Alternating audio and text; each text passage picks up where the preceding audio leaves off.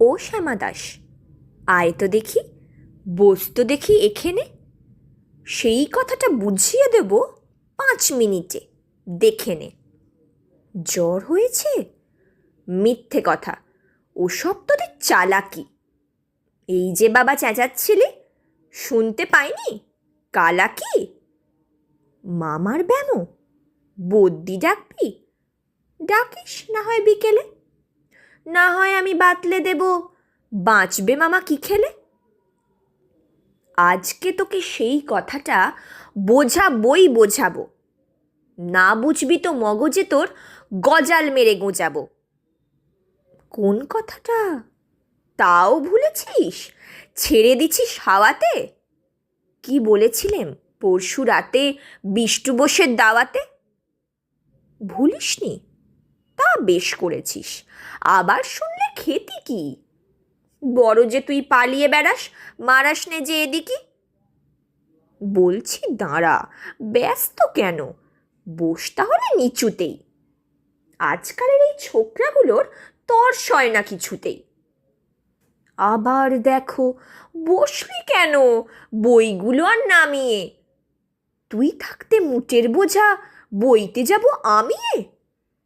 সাবধানে আন, ধরছি দাঁড়া, সেই আমাকেই ঘামালি।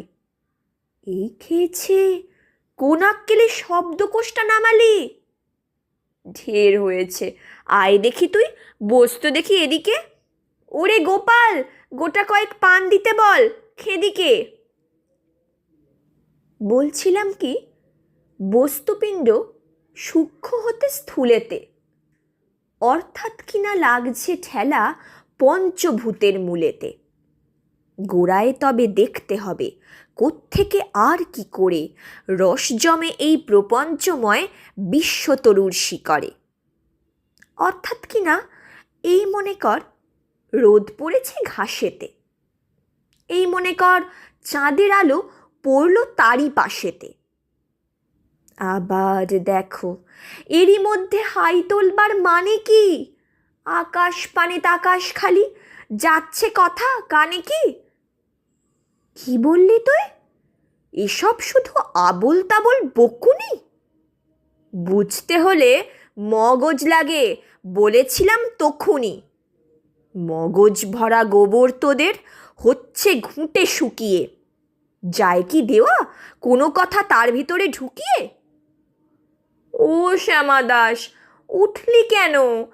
কেবল যে চাস পালাতে। না শুনবি তো মিথ্যে সবাই, আসিস কেন জ্বালাতে? তত্ত্ব কথা যায় না কানে, যতই মরি চেঁচিয়ে। ইচ্ছে করে ডান পিঠেদের কান বলে দি পেঁচিয়ে।